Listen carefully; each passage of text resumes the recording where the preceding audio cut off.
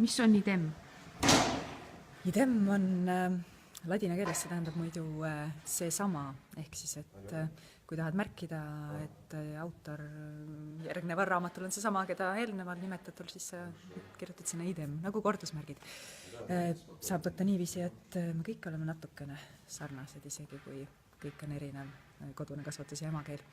Aga ühtlasi idem on siis ka mäng identiteedi teemadel. Ja nagu tänapäeval on kombeks öelda, selline audiovisuaalne lavastus. Aga see peaks inimesi ära ehmatama, vaid pigem ma olen ise siin vaadanud proovi kõrvalt. Et on midagi sellist, et kui sulle meeldib klassikaline muusika, sa võid tulla ja nautida ainult seda muusikalist osa.